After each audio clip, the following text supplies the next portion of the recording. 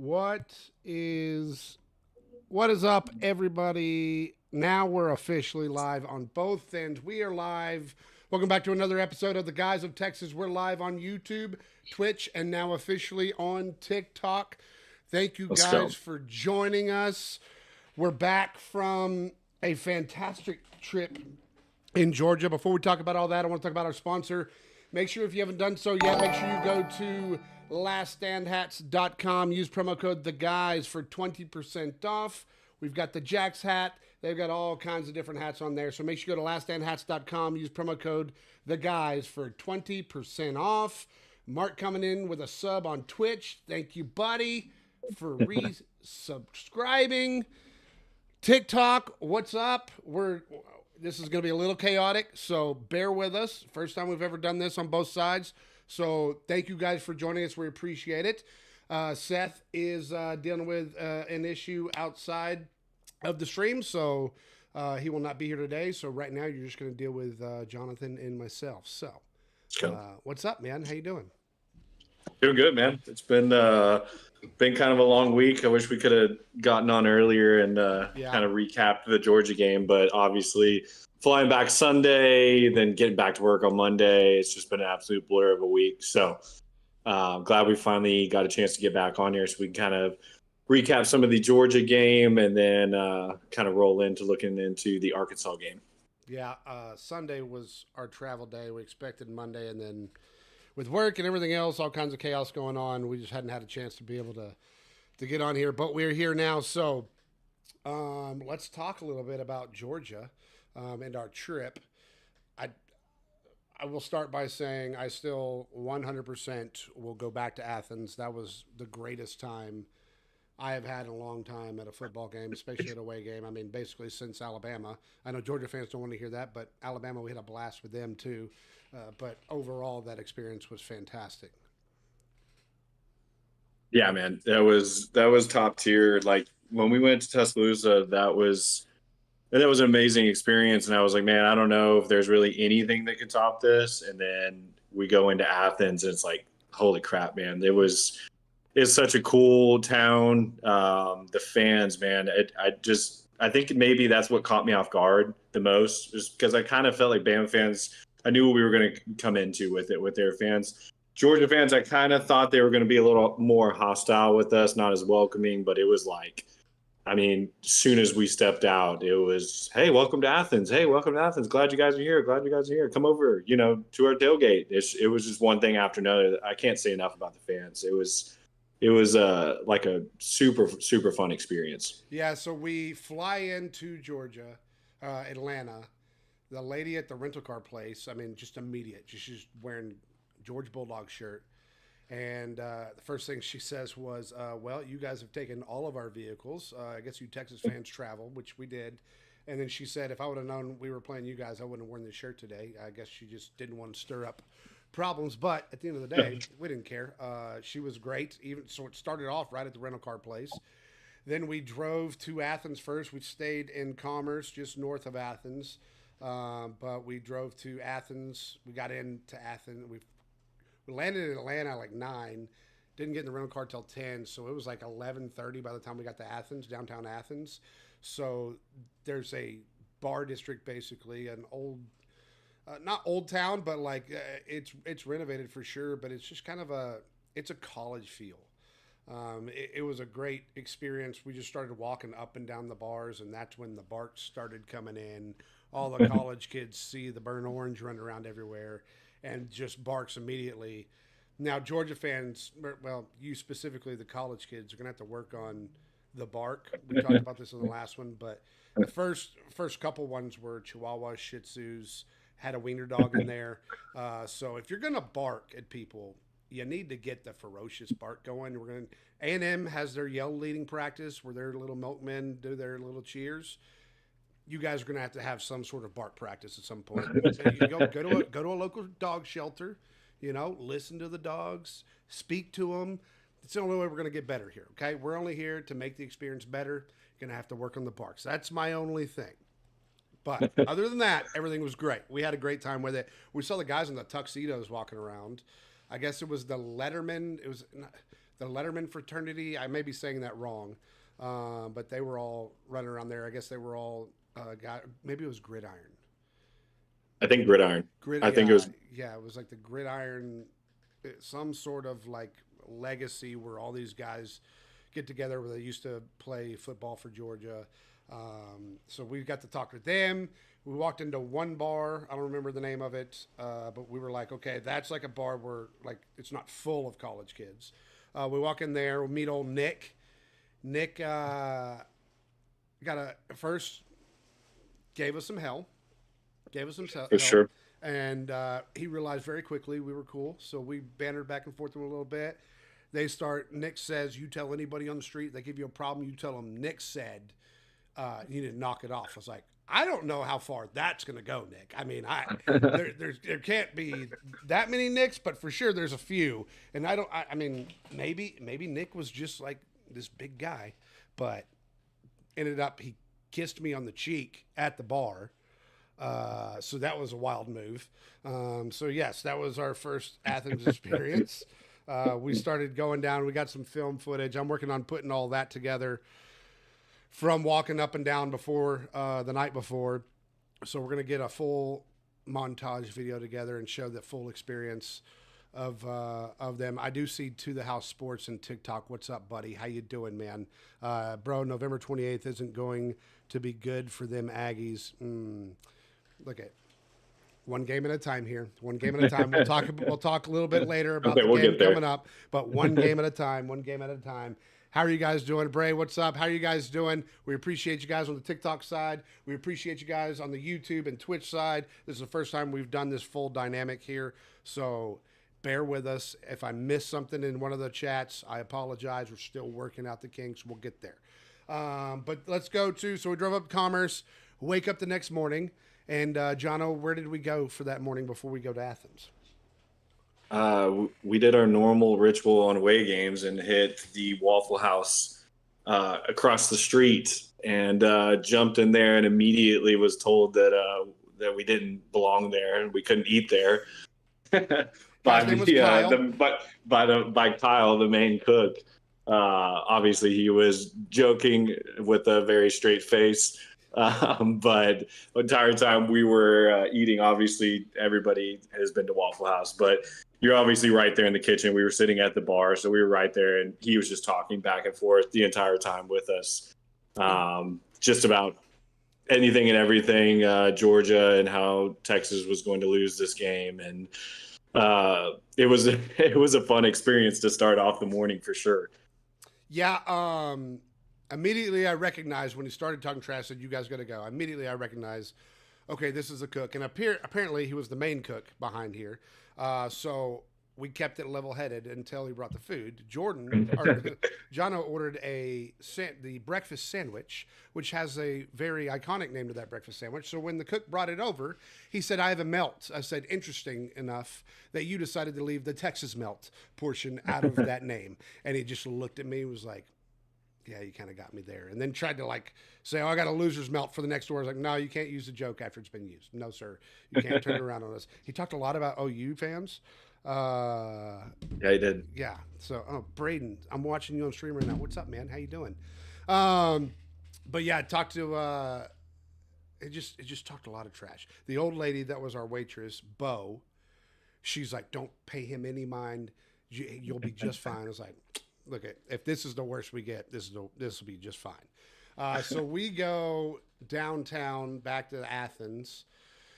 We meet up with Lanice, who lived around the area, showed up for the game. We stopped at a bar, watched the half of the A&M South Carolina game, the first half.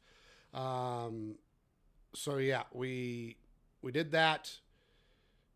When we started walking, it was probably right, like what? It was 10, 11 o'clock, right around in there. We wanted to go see the stadium first ahead of the game. So we start walking that way, and everyone started setting up for tailgates. And then all of a sudden, here come the Georgia fans. And it was not, what are you guys doing here? It was, hey, come here. How you guys doing? You liking everything? You need a beer? Do you need anything? Is anyone messing with you? Because we will take them out. It was like, whoa, okay. All right. Yep. We can deal with this. We can deal with this. We were sitting inside of so many tailgates, specifically the one with Gail, Todd, and Phil and their group of people. They were fantastic. We met another group across the bridge, Charlie or Charles and his group at the tailgate. So we went down to the stadium, walked back, did the podcast, and then we went back to the tailgates, and that's when everything kind of went off the rails. Like we had planned on, okay, no alcohol until 3:00. That was like a 5-hour miss by everybody. And I was trying to hold it down, like was trying to hold everything down. I was like, no, boys, we got to stay strong. And all of you were like, what are you doing? This is why we're here. Well, okay, here we go. So we ate Waffle House. We didn't eat until 1 a.m. that night at Whataburger after the game. So Seth did eat. He got chicken sandwiches. And I remember him right before the game just slapping with us. Here, take this. I was like, not now. Like I was too so stressed, focused on the game. I just no. Yeah, it all came off the rails whenever Gail offered us a shot at 9:30 in the morning. The initial walking down there, it was like people were still setting up, and she was like, "You guys want to take a shot?" And we're like, "Not gonna deny a shot from you." So that's the thing. I'm talking to Phil, and I overhear this conversation, and she was asking you specifically. She goes, "What about anybody else?" He goes, "Yeah, they'll be fine. They'll take one." I was like, "Bro!" And so at that point, I can't say no. But yeah, it was coffee, tequila, and Bailey's. So yeah, that's exactly what you need in the morning. What we started our morning with. So we end up going to the game. Young, vibrant, great Gail, correct. So Gail, if you were watching, I was explaining, we met Gail, we go back and podcast. I'm talking about how Gail also kissed me on the cheek. Well, in my mind, I'm thinking, okay, my wife's going to watch this and she just doesn't need to hear like just some random person is just kissing me on the cheek. So I just picked an age where it was like, okay, yeah, that's fine. So I picked an age that she's nowhere close to. Gail's no younger than 30 years old, right around in there. I picked the wrong age. Gail, I sincerely apologize. That was not intended for you. It was just intended to make sure I didn't walk into a mess when I got home. That's all it was. So it's fair. It's fair. Yeah. So, yes. Texas slows that explosive Arkansas. We will get to that to the house. I promise you. By the way, if you're on TikTok and you haven't followed To the House Sports, you need to go do so. I was able to jump into his stream right before the Athens game. But yeah, make sure to go follow him, To the House Sports. Bilski, what's up, man? How you doing? All right. So during the game, there is a couple things I want to talk about. Number one, the fans around us, minus the couple rows of young college kids in front of us, were fantastic. That wasn't going to negate anything. Obviously, a lot of you guys that are here saw the TikTok that we posted before the game on the hedges. Let me be clear. No hedges were hurt. Okay. I am still a lawn guy. All right. We did not ruin any hedges. I know people were saying, get off the hedges. The hedges were perfectly fine. We did not pee in the bushes. Everyone thinks about it, but we didn't touch them. Okay. We were there. We were in somebody else's house. We're going to respect it that way. So there were no hedges harmed during that video, but we were a little slosh at that point. Thanks to Gail and everybody else, all you Georgia fans. So we go up to our seats. The people directly behind me were fantastic. We bantered back and forth the whole game. There was some gentlemen up top to this side. One of them who happened to be from Houston, so he was wearing Georgia gear. I said, where are you guys from? He said, actually, I'm from Houston. I said, oh, you're not an Astros fan, are you? He goes, yes. I said, well, screw you 2 times then. Okay. We had a good laugh there. They were fantastic. Overall, as far as fan experience, minus the frat kids, that's all going to happen. You had the one kid in front still wearing, it was 2 weeks from Halloween, still wearing his Kirby Smart Halloween costume, looked head to toe just like Kirby Smart. Hey, man, like that. Kirby's not the coolest character. I mean, I'm sure in Georgia he is, but I mean, cut the hair, get rid of the visor and the slacks and everything else. All right. But no, other than that, it was fine. But during the game, so pre-game experience, we'll talk about that, Georgia fans. The pre-game experience, I think it's a little lackluster. Now, I know you're going to say the light show, everything, yes, but there was a time period where the dogs are walking in, and then the lights and everything go up, and there's really no music, no nothing. There was no full transition into that. Texas does a really good job of transitioning right into Hell's Bells, smoke, team on the field. There, to me, I'm not gonna go back and watch a video, but there was a small transition period where it was like, okay, this is missing something to keep the hype up all the way through. There's a small critique, so don't get mad. Small critique, but that's how I felt. How did you feel about the entrance and everything, John? The overall vibe there?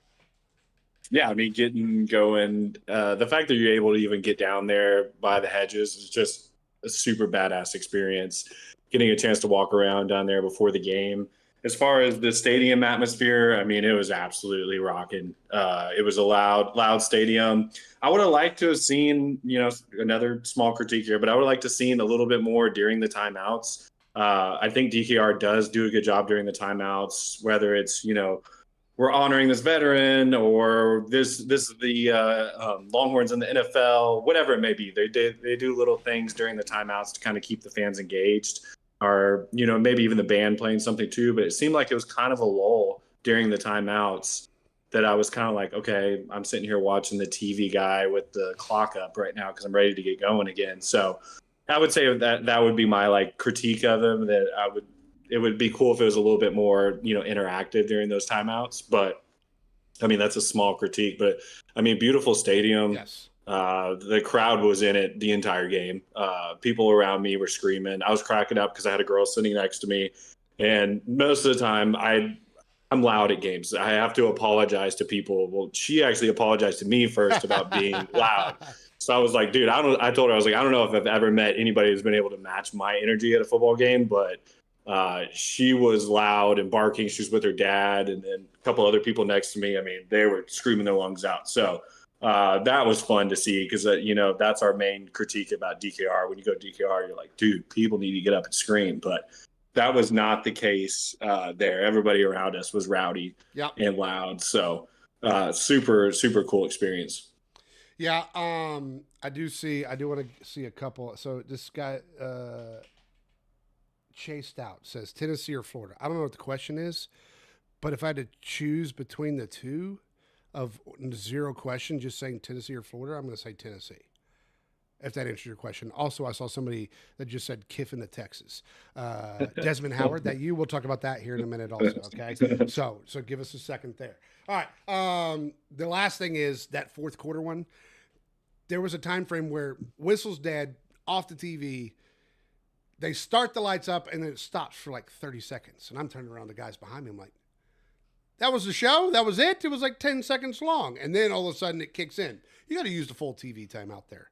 Like you have all this light show and everything. You got to use the full thing. Now, I was going to say they may have been out of fireworks, but no, the fourth quarter hadn't happened yet. So they still had fireworks they had plenty for those three touchdowns they scored at the end. Maybe they were saving them. They knew what was going to come, I guess.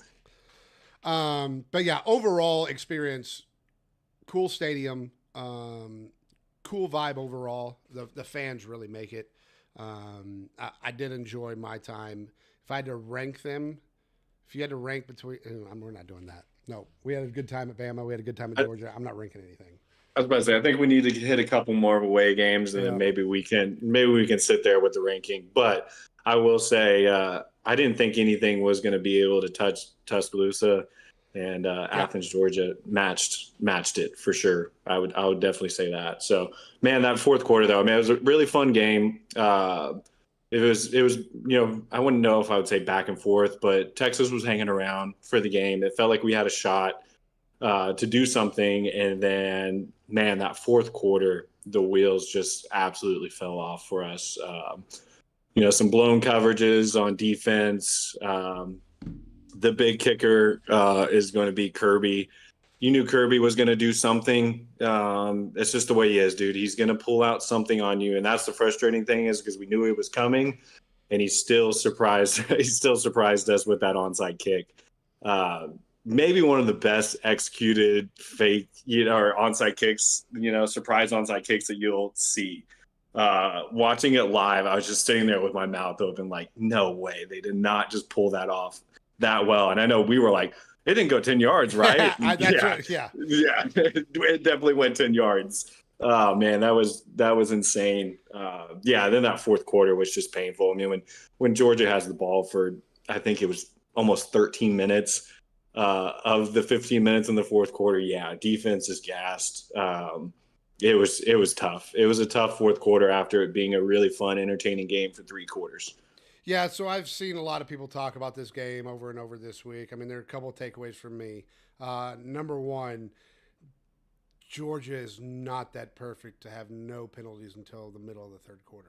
Like, they're just not. It's not an excuse of why we lost that football game, don't get me wrong, but there were a couple holds. That's all I'm going to say. Number two, our wide receivers cannot catch the damn ball. And it's getting absurd. Like, specifically Wingo, but Yeah. it's getting crazy. And the fact that we still got guys that are sitting on the bench that have Yep. just as good a talent is crazy to me that we're not using that. The defense got tired, I guess. I mean, this defense has been good, and then the last like few games, like Mississippi State, they give up that many points. Now, obviously, Vanderbilt, they had people go down during the game, so they were down playing fourth string in the backfield. Get that, but defense overall is just getting a little weird now, and we'll talk about it in a minute. But we're about to play a team that scores a lot of points, and they're about to get tested. So the defensive, I don't understand what happened to the defense. We couldn't pressure them at all. Couldn't get any pressure. I think there was 6 pressures, or was it 10? One of the two. It's either that, because I saw the stat that was Ohio State 6, Florida 6, and then Georgia 10. Those are the pressures for the game. Like it's not close to what we need to be doing on defense, and I think Sark played it a little too soft there. So I don't know. Overall, the game, I agree with Sark with what he was saying. Are you frozen? Or are you okay? You just kept looking down. I was like, No, I'm looking did I down. lose somebody? But I agree with Sark. Like it was a close football game until the third quarter. Like he's not wrong. They did play 3 good. I think they played 3 good-ish. I mean, but that first drive, man, you make that drop and it's immediately okay. Now you're playing catch up. Yeah, it just sucked because we got the interception right. We got the interception, got some momentum. Then we went down the field 6 plays, scored that touchdown there at the end of the third quarter. And then it was just that backbreaker right there, man, because the defense got back on the field, and then it was a methodical 6-minute drive for Georgia for that touchdown with the blown coverage at the very end. And that was killer. And then, of course, you add the onside kick on top. So it's just crazy how fast everything derailed. But, I mean, dude, Gunnar Stockton is legit. You know, I hate to say it, but dude's legit. He managed the game well.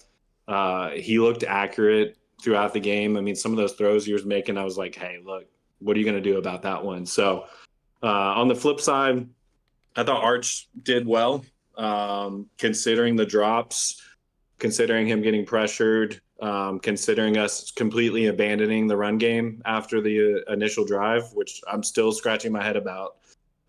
You know, almost a week later, I don't understand why we abandoned the run like we did whenever we were able to move the ball in that first drive. So that's a head scratcher for sure. But considering the environment, I thought, you know, Arch did a pretty good job. The one interception, I mean, it was one of those things where, you know, I don't think you can really put that one on him by any means. So. First question, Pierce, who you root for, bud? I see you in the chat. Who do you root for? Also, we're not talking British in USA. We're not talking about soccer. We're talking about football, just to be clear. But I'd love to know who Pierce is a fan of. Love to hear it in the chat. Go ahead and put it in there. I dare you. Yeah, overall, and then Kirby at the end of the game, he loves needling at the end. Oh yeah, he's gonna get his blows in wherever he can. That's just who he is. You wouldn't expect anything different from him. Yeah, I'm not ignoring you, bud. Just give me a second. I'm about to. Hey, sweetheart, Pierce, you can either tell me who you root for, or we can just ban you from the chat. There's two ways here. It's really easy. Really easy. You want to talk all the trash? That's fine. Step up. Who you root for? Who's your team? Let me click this because I see it's maybe a Georgia guy. No, no. Let's see here. Let's see here. No, can't tell there. Can't tell there. You don't support your team and you're Georgia. No, they're Georgia. That's fine. Hell yeah. No, no. You're saying give me the Hogs in this game. That's not what I'm asking. That's not my question at all. What team do you root for? Because you're a Hogs fan. Yikes, dude. Obviously, the Hogs are the cover Hogs for a reason. So give you the Hogs with the points. I saw that. So, anyways, there's Joey. There's an A&M fan right there. Did these guys go to Texas? Hello, A&M fan. How you doing? All right. I do want to talk about Desmond Howard with his wild, wild play here. There's no, Yeah. I mean, that guy's begging for views at that point, coming out with that on just asking for violence. Yeah, I don't know what provoked him to post that. It's like, what information did you get to push that out there? And also, why are you even doing that as a ESPN analyst? It just doesn't. I don't get the benefit of him trying to get in there and do something like that. Like, whenever I saw him post that, I'm like, what is he talking about right now? Yeah, I saw the follow up with Del Conte posting. Interesting, that's news to me. And then Sark saying next time you're taking out the trash at your house, maybe think about something different than deciding to post about something you don't know what you're talking about. Now, let's be clear here. Sure, there may be something a brewing. I don't care. There's really no point in Desmond Howard doing that. No. There's zero point in doing it. So, um, does beg the question, though. This is the one thing coming from the game that I've been kind of mulling over. Does Sark have a player development problem? Because, I mean, look at all the guys. I mean, it's not like we're recruiting bad players. I mean, obviously, these guys are coming from high school and they need to be developed. Now, Arch, I'm not concerned with Arch. Like, I'm not talking about Arch specifically. But Coach Choice leaves, and all of a sudden the running back room is just dead. Same running backs. So I don't understand what's happening there. The tight ends, we've always had a tight end that has been money for us for the last 3 years and nothing. I don't understand what Sark is. It's a difficult thing because in NIL right now, you're worried about players leaving. Like, you can only bust someone's ass for so long before they're like, okay, I'll just go get my money somewhere else. And it's really hard with the culture and being able to keep the culture. And that's the one thing I think that you can't get rid of is the culture. You've got to stay true to that if you're going to stay true to anything. But I don't know. I mean, I feel like you've hinted at this a few times, but I think there's a little bit of a player development problem that the Longhorns have right now. Yeah, I mean, I think if you look at it as far as, the draft picks go, then that kind of goes the other way with it, right?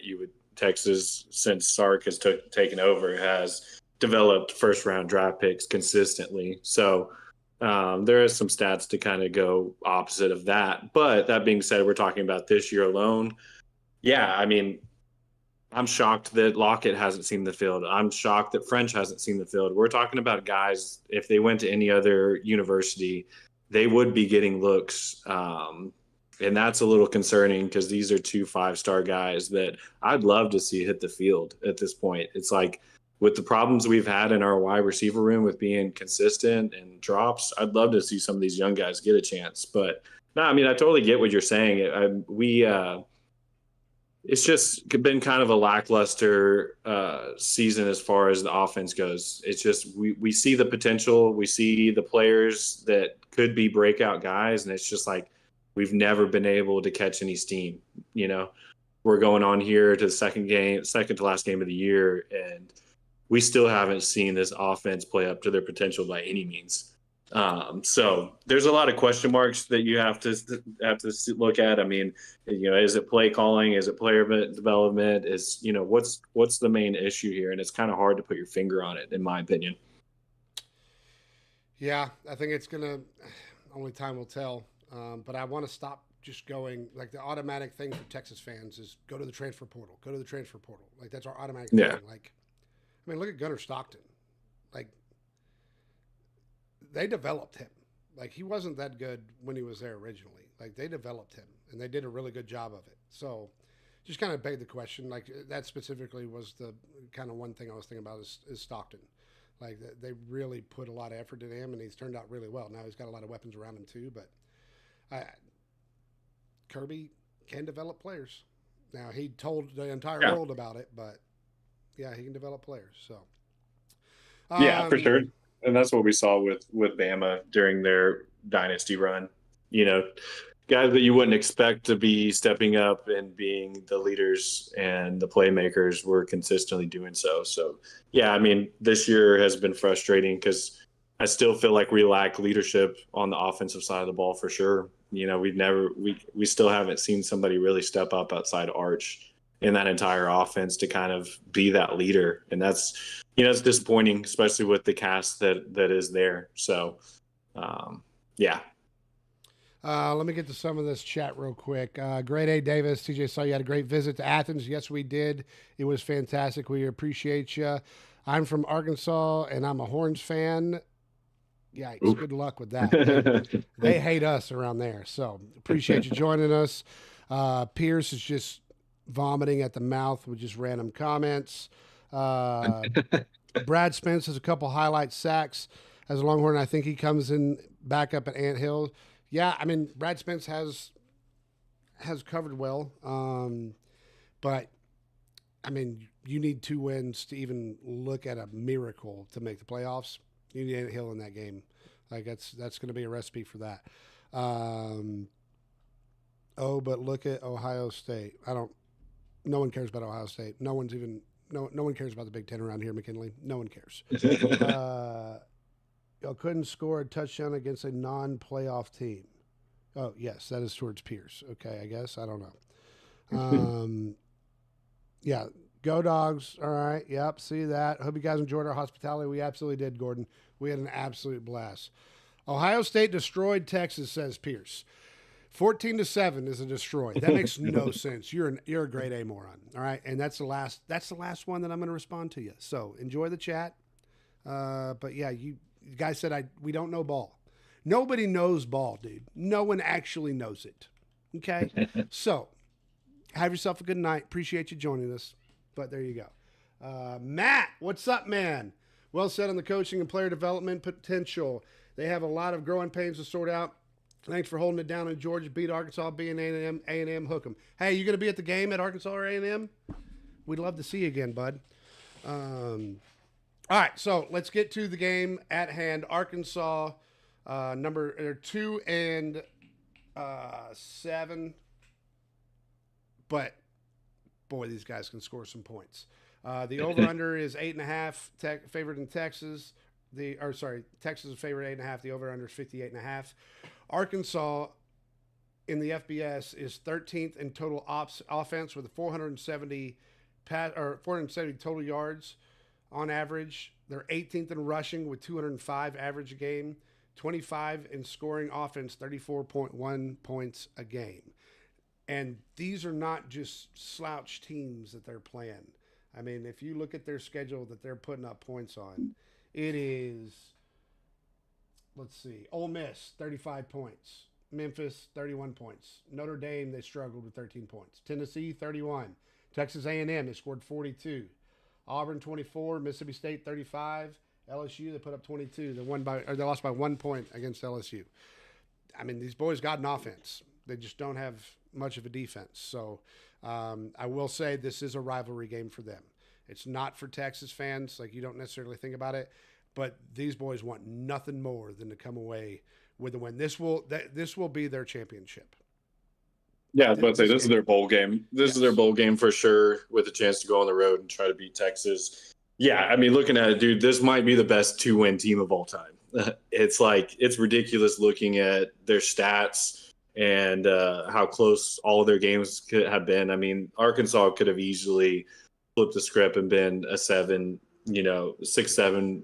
win team at this point. So it's pretty crazy to look at the stats on this, because they're not a true 2-8 team by any means.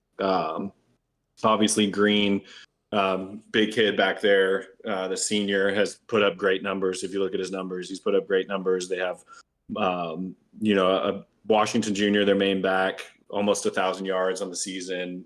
Green being their second leading rusher with 700. So, I mean, the defense is going to be put into a tough position going into this game for sure. I like how it's going to look on offense, for us, because I feel like we're going to get clicking on offense.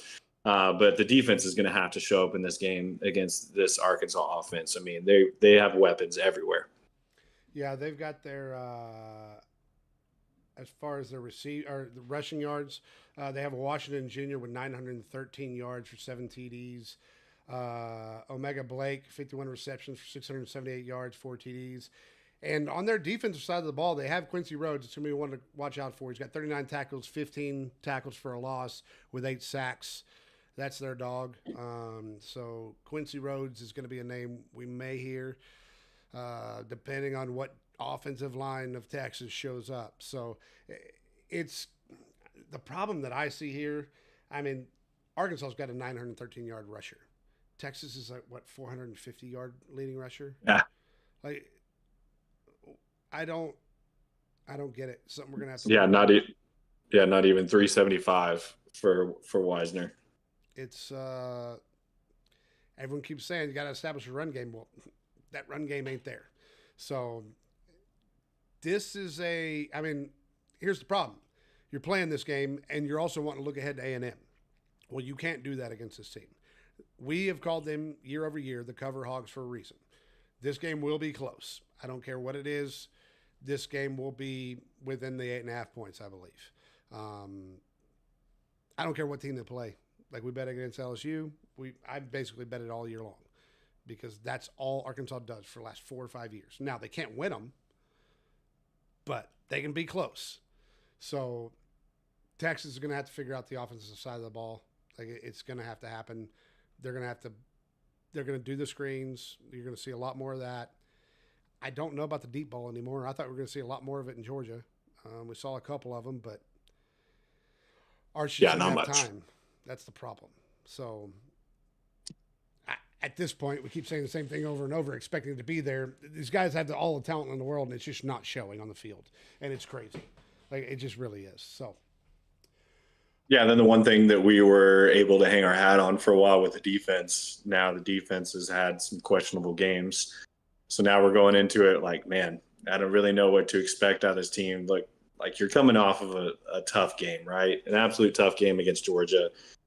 Then you're coming into this game where Arkansas is going to be gunning for you, and then it's a short week against A&M. So you're coming off a hangover and then a trap game. It's going to be tricky. It's going to be a tricky game.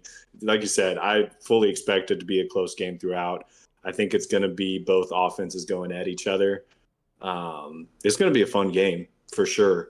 But this Arkansas team does raise some red flags for me for sure, because they've had pieces that definitely think they could bother this Texas defense. Yeah, the good news is we don't have a bye week, because the last 2 bye weeks and the start of the season, where we've had all the time to prepare, has been our worst games. So which is crazy. Yeah, that I don't get it. I mean, fully healthy, still can't game plan enough to be able to do it. So, we'll see. It's going to be a 3 or 2:30 kickoff down here. The weather looks like it's shaping up to be actually nice. It was supposed to rain. It's raining right now. It's pouring outside, but it looks like it's going to be good. So, O-line fell apart so quickly too. Defense was pummeled. Taft being back didn't help us out. Yeah, there's just a lot of questions, man. I don't understand it anymore, to be honest. I feel like with Georgia, this game is so mental. I feel like we come to that game defeated, scared. I don't think we come to the game defeated or scared against Arkansas. I mean, they got nothing else to lose. So, I mean, I don't agree with that. But at the same time, it could happen. Yeah, but we can put some hogs down. Yes, we can. That is definitely going to happen. Texas pass defense, says Jake. What's the question? I see a bunch of question marks. Where is it? Don't know. Non-existent lately. Like, there are just holes everywhere, if that's what you're asking. Pierce, not talking to you. PK, soft defense, DBs at 10, 12 yards is not working. Agreed. Yeah, like you got to jam the line, dude. Like they're just playing scared. Like I just don't get it. Like you got Burke, you got Anthill, you got Colin Simmons, you got all these big dogs. You got LaFau, like use them. And I don't think we're utilizing it in the right way. Gilbo, Yeah, I didn't even pay yeah. attention to Gilbo. I was about to say, I think you can say that on both sides of the ball for Texas. I think we've looked timid and played scared, played safe. Not calling blitzes on defense, not jamming the receivers at the line. Then offensively, being very vanilla with our play call. The only time we've seen this Texas offense really get a groove is when we've been playing some backyard football, just slinging it around. And it sucks that last week with Georgia, it was kind of the same thing. We just looked timid the whole game on both sides of the ball. It's like I want to see this team just play with nothing to lose, like you were saying, and just see what can happen. Just sling the ball around, blitzes, on defense. Just put it all out there and see what can happen at this point in the season. Like you said, you don't really have whole lot to lose. It's not like a major bowl game is on the horizon. Either way, so. Just let it all out there and see what happens is the main thing I'm wanting to see. Just stop playing so timid. Yep. Nugget says need an OC and better wide receivers. You're not going to get another OC. It's not going to happen. Yeah, it's not unless happening. Sark's gone, it ain't happening. And to be honest, everyone said that after what was that, Kentucky? And then all of a sudden, look how many points we're scoring. Sure, the Georgia game is a little different, but I mean, you catch a couple footballs, even that game's a little different. So I just don't agree with it. Like, I think the play calls are fine to a point. The problem is we're not running the football. I don't know if the offensive line can even sustain being able to run the football, to be honest. So that's what I think the biggest problem is. So Sark is calling all the plays anyway, so it doesn't matter if they – yep, correct. That is correct, Jake. All right. Let's get to game predictions, and then we'll get to – score predictions. You guys are dropping your score predictions in the chat.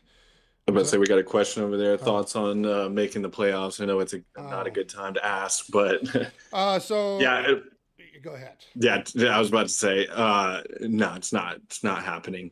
Regardless of what happens, I'm gonna say regardless of what happens at the end of the season, it's not gonna happen, man. It's just I would like to think so, but no. You need a lot of help. I was about to say all hell is going to have to break loose these last 2 weeks of the season for us to have a shot, because there's plenty of teams up ahead of us that if win out are going to end up with a better resume. Yeah, you need 6 teams directly in front of us to lose. Yeah, I mean, it could happen. Which it's possible. It really is. Yeah, it's possible. And then you're forcing the playoff committee to go, head to head, all this with Notre Dame and Miami. Texas A&M. Obviously, we're not going to jump them. I'm not saying that, but the head-to-head stuff, like that all weighs a factor, and the committee is going to have to change their game plan after this. Also, it doesn't help that the president of the committee decided to resign very quickly, abruptly last week. So this will be interesting to see how that all changes everything. But all right, game predictions. So just if you are joining us, number one, we appreciate you joining, whether or not it be on TikTok, on YouTube, or Twitch. We greatly appreciate everybody. If you haven't done so yet, make sure you go to laststandhats.com. Use promo code THEGUYS for 20% off. That's all one word. You can see it down below on Twitch. See it down below on YouTube and TikTok. All of it's right there. Promo code's down there. Make sure you go to laststandhats.com. Promo code THEGUYS for 20% off. Also, if you haven't done so yet, go to guysoftexas.com. All of our socials, everything are on there. Kind of keep up to date there. We'll post a video, all our pictures and stuff on there as well. So go to guysoftexas.com. You can also find Last Stand Hats there as our sponsor. You can go there. We appreciate you joining us. Make sure to hit the follow button if you haven't done so already. But we appreciate you joining there. So picks for the week. We pick 5 games right now every week. And go ahead, Jono, with your picks. I got UConn -7.5 cover versus FAU. I got Duke -6.5 to cover versus North Carolina, Chapel Bill. I got Georgia Tech -2.5 versus Pitt. I think Georgia Tech bounces back after some questionable games. Got BYU -2.5 versus Cincy. That's going to be an interesting game on the road, but I'll stick with BYU on this one. And then my last one is I got Illinois to cover 8.5 versus Wisconsin. Cincy's one of the teams we need to win. So, all right. So I have SMU -2.5 over Louisville. I've got UCF -12.5 over Oklahoma State. Arizona State -7.5 over Colorado. Colorado has just fallen off the face of the earth. Washington -10.5 over UCLA. UCLA had that Cinderella couple games and then just. It's fun while it lasted. Yeah, it was fun. And then I'm going to go the old Texas State Bobcats -17.5 over University of Louisiana Monroe. Seth. Bob 'em. Seth has his picks in. He's got Virginia Tech +17.5 versus Miami. Interesting. Oregon -10.5 versus USC. Tulane -9.5 versus Temple. Houston -1.5 versus TCU. And Tennessee -4.5 over Florida. All okay. Right. I see you. We have. I see you. I have 11 wins on the season. Seth has 12 wins. You have 15 wins on the season. So pulling away, baby. Yeah, pulling away. It's happening. All right. So last thing we'll do before we head out, make sure if you're not following, go follow us on all of our socials. We will be live on YouTube before the Arkansas game downtown. So make sure you go follow us there for last podcast before the game, before Arkansas, probably around 10 o'clock, right around there, 10, 11 o'clock. All right, so then we'll get to score prediction. What's your score prediction for the game on Saturday? I'm going to go Texas 38, and I'm going to go Arkansas 28. Okay. I do think it's going to be the points are 58.5, so that clears it pretty easily there. I think it's going to be about similar, but I think it's going to be within a score. I'm going to go 36-31.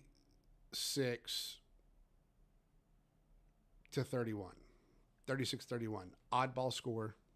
That's a little oddball. But I do think it's going to be a little weird. I think there'll be some 2-point conversions in there. But safety or something thrown in there. Unfortunately, I'll say it. Cover hogs are back. So, all right, we got score predictions. Jake, 45-42, toss up either team. Agree with that. Brett says Arkansas 37, Texas 24. Jordan 21-20, Arkansas. A lot of Texas fans in here. A lot of Texas fans. Either that or a bunch of sad Texas fans. So, all right. You guys got anything else? Or you got anything else before we head out? No, I'm good, man. I'm just ready to shake off that loss. Get back in here. Let's beat the Hogs. Let's beat the Hogs. Pulled pork for dinner on Saturday night. Hopefully they got that at the tailgate on Saturday. That'd be nice. Actually, I'll text Mike. See what. Yeah. Yeah. We're gonna make that happen. All right. If you haven't done so, make sure you go to laststandhats.com. Use promo code TheGuys for 20% off. Thank you guys so much for joining us. Until Saturday, we'll see you then. Hook 'em horns, everybody. Hook 'em.